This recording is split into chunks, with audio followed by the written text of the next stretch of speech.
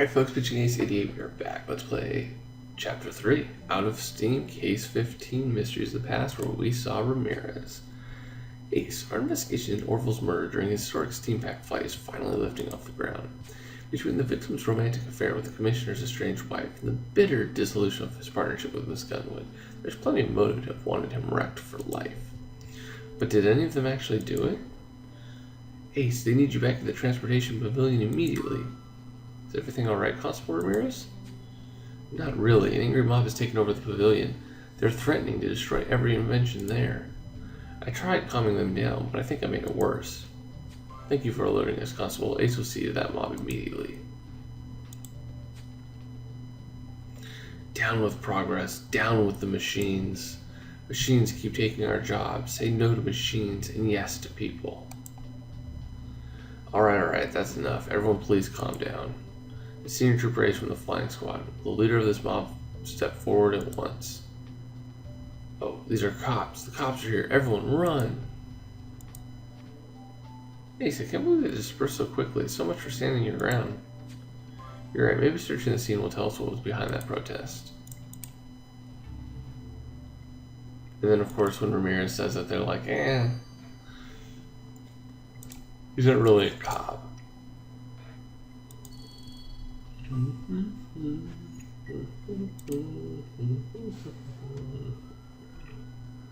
know why I have that song stuck in my head. Let's see. Protest stuff, obviously.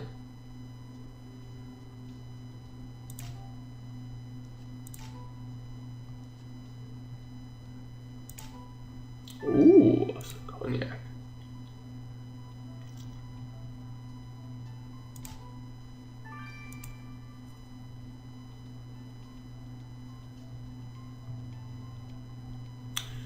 Why can I not find earmuffs? Because they're right there.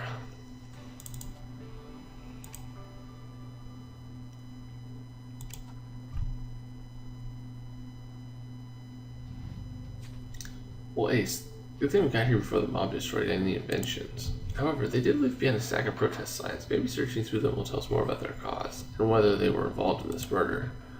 After that commotion, I could certainly take a swig of that expensive cognac you found. Alright, you picked up the bottle because the victim gifted it to someone. Maybe we should dust the card to see what it was for. And what are the victim's goggles doing here in such a sorry state? Maybe a sample of that white hair on them will tell us how they came to be in this condition. I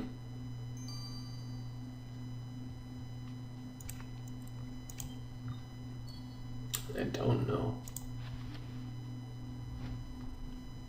Down with progress. Machines.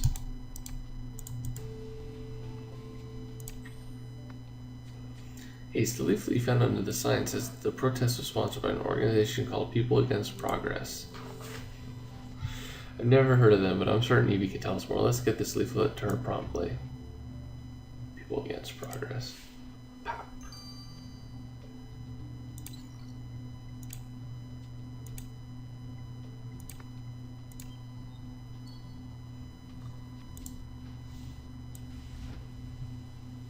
It's like bird feathers.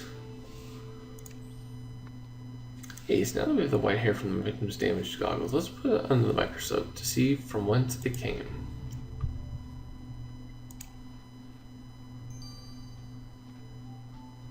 Yeah, we haven't even really talked about the guy that was manning the hot air balloon. I find that interesting. Maybe that was just a whole red herring the whole time.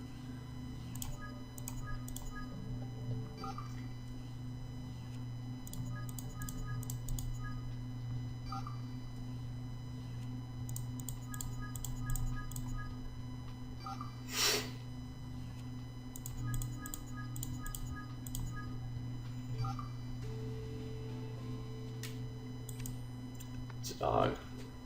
Hey, so white hairs on the victim's mangled goggles come from a dog, a Maltese to be specific. You're absolutely correct. We do know a person with such a type of dog, Lady Pendergast. Lady Pendergast's dog must be responsible for the state of these goggles. Let's go ask her how this came to be. Don't think it's her though. I really don't.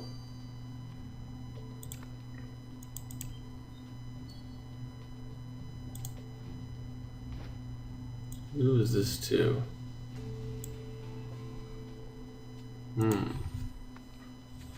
Ace, the victim's note on the bottle was addressed to Mr. Rochester. It reads, "Thank you for your consideration." But Mr. Rochester is judging this contest. He's certainly not allowed to accept rewards from contenders. This makes you wonder if the victim's high score was genuine or influenced by bribes. Ace, we must absolutely convene with Mr. Rochester at once. He's buying votes.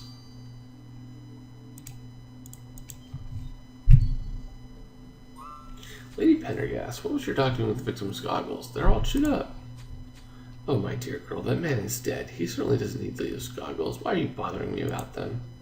If you must know, my dog, found those unsightly goggles at the flight field and just started playing with them.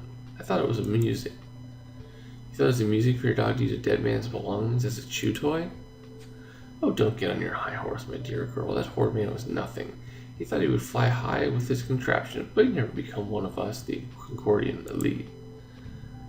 We don't need the nouveau riche like him. Why, he could have given my poor Lady Dolly Brannikin fleas. Oh, Lady Dolly Brannikin. As in the title character from Jules Verne's recent novel, Mistress Brannikin. I wouldn't think you enjoyed such literature. A lady's allowed her guilty pleasures, isn't she? A lady. Better hope that her guilty pleasures don't include murder, or a lady's next pleasure will be in prison.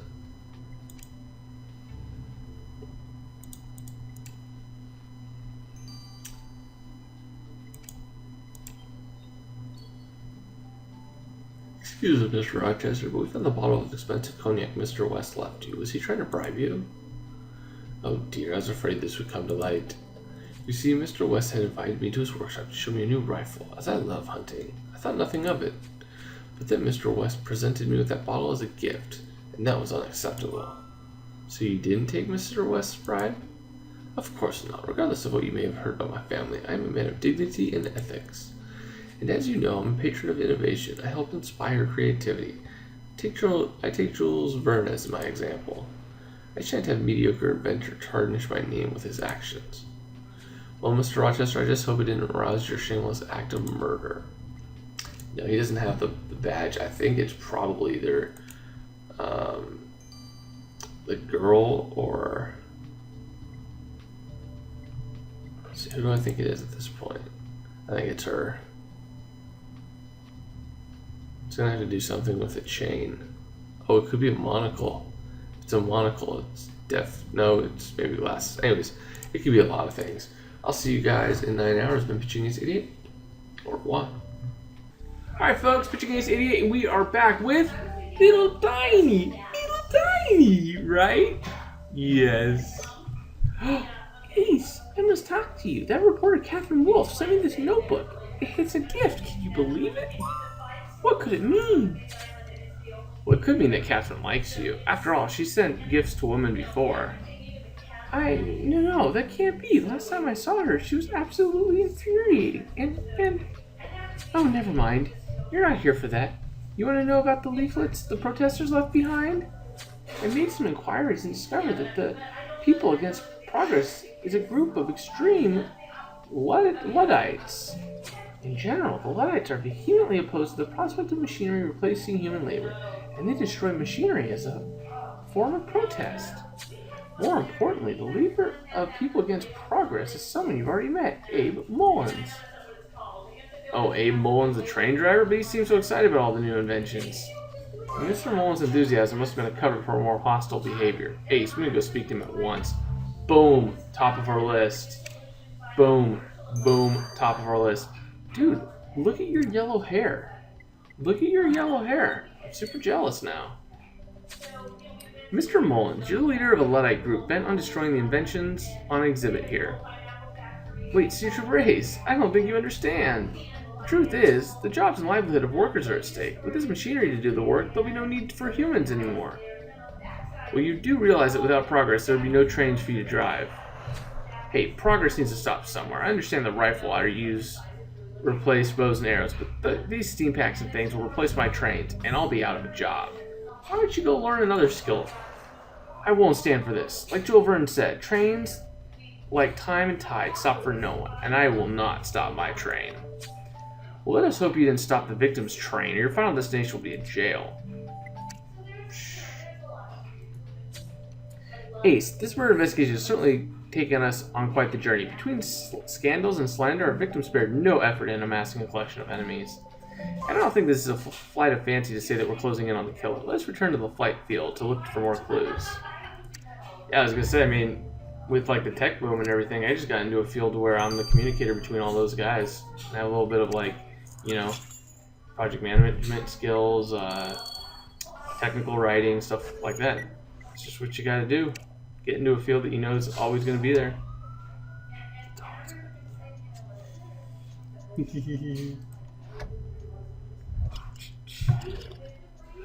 There's the book, Jules Verne. This, where's the shovel? We have the gear. Ooh, a whiskey. I can't see anything. Broken machinery. Ah. Yay! Clip, clip, clip, clip, clip, clip, clip, clip, clip. Alright, let's do this. Let's do this, little one. Tiny one, tiny one. Did you know? Did you know Daddy loves you so?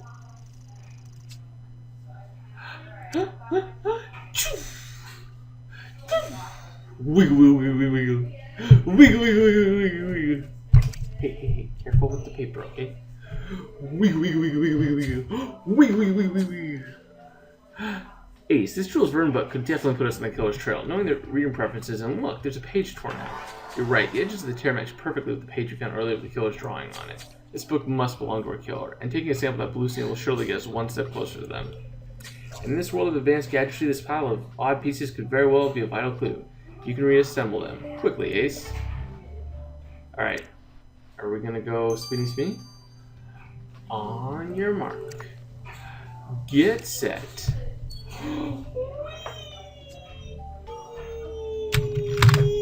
Please don't touch my keyboard.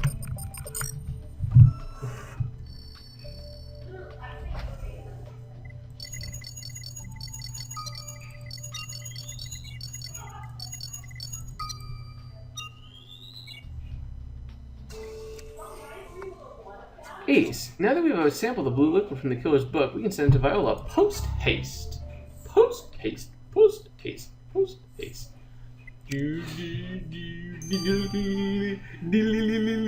Ah, look at that smile. You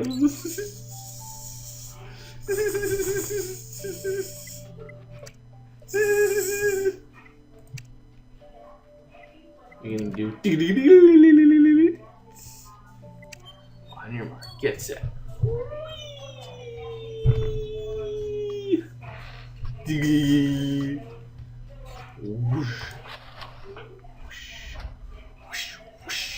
Oh, this is probably like a gun. I can't. What the heck? There we go. There we go. This is. Oh, that makes sense.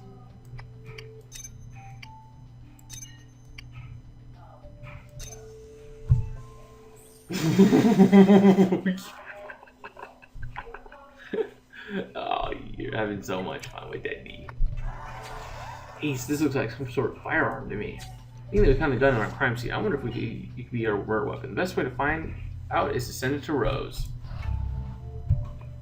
Alright. Well, that's our little tiny saying later. And I will be saying later as well. This has been Pitching Ace 88. Au revoir. Alright folks, let's record and figure out who's the murderer. Ace, I've got information that can help this case pick up steam. Well, do tell, our engines are ready.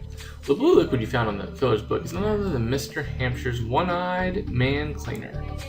In other words, it's a substance used exclusively for cleaning monocles. My guess is the killer must have cleaned their monocle while sketching out your victim's death. Ace, we're within reach of finding our mono-spectacled killer. Yep, that's what I thought, which is why I'm thinking it's the leader of the band, the train operator. Ace, that gun you sent me was probably one of the most fascinating firearms I've ever seen. This ingenious, steam-powered, high-precision shotgun is exquisite. I can see why your killer uses gun as her weapon of choice. Ah, so this gun is our murder weapon.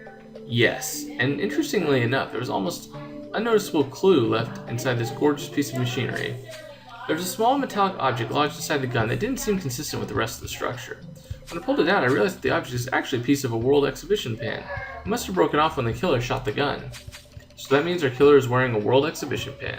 Well, Ace, this pin-donning killer won't escape us now. Yep. Ace, you've uncovered all the clues to catch Mr. West's killer. Now it's full steam ahead onto the arrest. This is true. Am I right?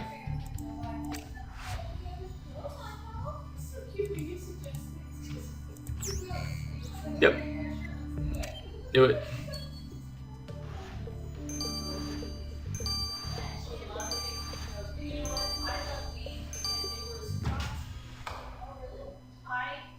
Well, Mr. Mullins, you're under arrest for the murder of Orville West. I suppose the only way for you to oppose progress was to kill it. Hey, what's that? I may be against machines taking my job, but I would never resort to murdering anyone for it. Well, it's hard to believe you, given we found residue from your hot dog lunch on the bullet that killed Mr. West.